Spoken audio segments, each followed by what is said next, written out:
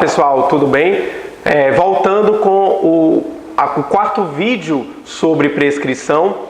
Novamente, meu nome é Rodrigo Santos, eu sou defensor público do Ceará e professor do Saber Direito Penal e estou gravando uma sequência de vídeos sobre prescrição para o canal do Saber no YouTube. Nas aulas passadas nós falamos sobre a prescrição da pretensão punitiva e na aula de hoje nós vamos falar sobre a prescrição da pretensão executória. Pessoal, a prescrição da pretensão executória, ela nada mais é do que a perda do poder estatal de executar uma condenação definitiva. Então, depois do trânsito em julgado para as partes, do trânsito em julgado da condenação, o Estado adquire o direito de executar aquela sentença e o não exercício desse direito acarreta na prescrição. Primeira coisa que é discutida quando se fala em prescrição da pretensão executória é o termo inicial. Pessoal, é um dos pontos mais polêmicos em direito penal. Por quê? Porque o Código Penal diz que o termo inicial da prescrição da pretensão executória é o trânsito em julgado para a acusação. Então, isso significa que, depois do trânsito em julgado para a acusação, começa a correr o prazo de prescrição da pretensão executória. O problema é que, muitas vezes, quando a defesa recorre e o Ministério Público não recorre, o Estado não pode executar aquela pena e mesmo assim, mesmo sem poder executar, o prazo de prescrição está correndo. Então, é uma incongruência. Já que a prescrição pressupõe a inércia estatal, como que você vai contar a prescrição executória sem que o Estado possa executar aquela condenação? Não há inércia a justificar o transcurso da prescrição executória.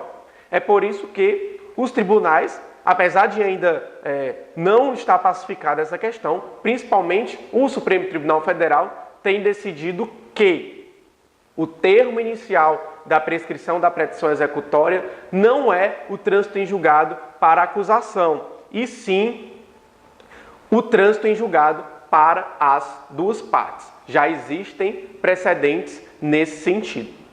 Um outro ponto que entra nessa discussão, nesse contexto, é o seguinte: a gente sabe que hoje é possível haver a execução provisória da pena após o esgotamento da segunda instância. Então, vamos imaginar uma situação em que esgota-se a instância ordinária e a defesa recorre para o STJ ou para o STF. Nesse caso, o Estado já poderia executar essa condenação, mas, caso não faça, transcorrerá o prazo de prescrição da pretensão executória. Entenderam? Então, já que o raciocínio é que a prescrição só pode ocorrer quando há inércia, no caso de ser possível a execução provisória, já deve ser contada a prescrição da pretensão executória, porque houve uma inércia estatal. Então, consolidando essa questão, o Código Penal fala que o termo inicial é o trânsito em julgado para a acusação.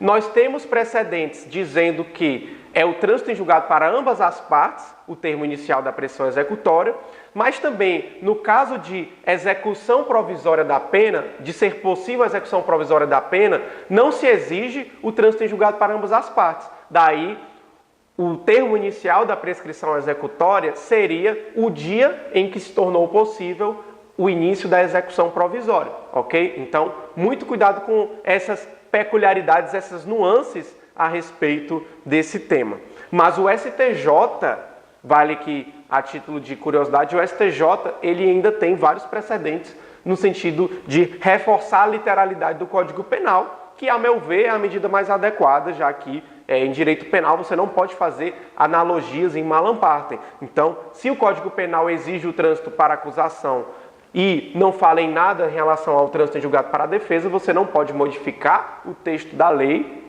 simplesmente por entender que seria uma alternativa mais lógica. Cabe ao legislador corrigir essa imperfeição do Código Penal e não ao intérprete, no caso aos tribunais, assumirem o papel de legislador em prejuízo do acusado. Então, mas fica o registro dessa discussão, que é especialmente interessante para provas discursivas e para provas orais.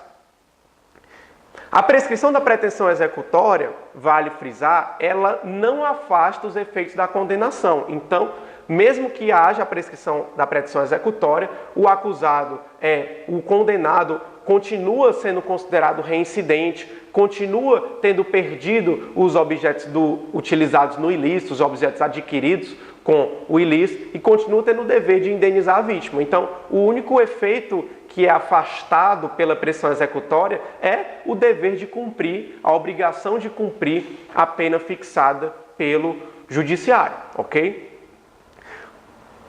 Encerrado esse ponto, eu tenho um último ponto de prescrição que eu considero muito importante e que já caiu diversas vezes em prova. É bastante simples, é bastante objetivo, então eu queria que vocês tivessem a maior atenção.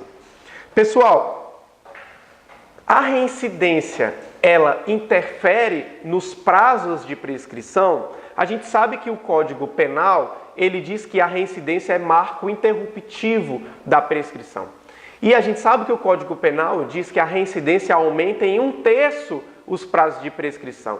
A grande questão é, essas duas previsões se aplicam tanto à prescrição da pretensão punitiva quanto à pretensão executória, ou somente a uma delas? Segundo o STJ, inclusive existe entendimento simulado, a reincidência não influi nos prazos de prescrição punitiva, somente na pretensão executória. Então, a reincidência somente interromperá o prazo da prescrição executória e somente aumentará em 1/3 o prazo da prescrição executória. A reincidência em nada interfere o prazo da prescrição punitiva. Já foi um tema cobrado dezenas de vezes em prova e vocês não podem se dar ao luxo de errar. Uma última dica, uma última observação. A menoridade e a senilidade, elas reduzem pela metade os prazos prescricionais. Então, o fato de o acusado ter menos de 21 anos na data dos fatos ou mais de 70 na data da sentença, reduz pela metade os prazos prescricionais, seja ele a pretensão punitiva ou a prescrição da pretensão executória. São reduzidos pela metade os prazos prescricionais. No que se refere à senilidade, eu falei que o indivíduo tem que ter mais de 70 na data da sentença. Existe uma discussão para saber se o indivíduo que completa 70 depois da sentença, mas antes do trânsito em julgado, para saber se esse indivíduo teria direito à redução pela metade dos prazos de prescrição. Os tribunais tendem a dizer que ele não teria direito. Por quê? Porque o Código Penal fala em sentença e não em trânsito em julgado da condenação. Então, se o Código fala em sentença, sentença deve ser entendida como ato do juiz de primeiro grau. Então, você não pode, no caso de um indivíduo, por exemplo, ter 69 na data da sentença e 71 na data do trânsito em julgado, querer que esse indivíduo tenha a prescrição reduzida pela metade. Seria fugir do que está previsto na legislação penal. Ocorre que existem alguns precedentes, especialmente do STF, dizendo que esse dispositivo, ao falar em sentença, deve ser lido como trânsito em julgado da acusação. Mas são precedentes minoritários. Os últimos julgados do STF e do STJ vão no sentido de que o indivíduo tem que ter mais de 70 na data da sentença do juiz de primeiro grau. Mas fica o registro da discussão. Ok, pessoal? Então, encerradas essas dicas, nós terminamos os nossos 4 blocos sobre prescrição. Espero que vocês tenham gostado. Me mantenho à disposição para eventuais dúvidas e desejo a todos excelentes estudos. Um forte abraço.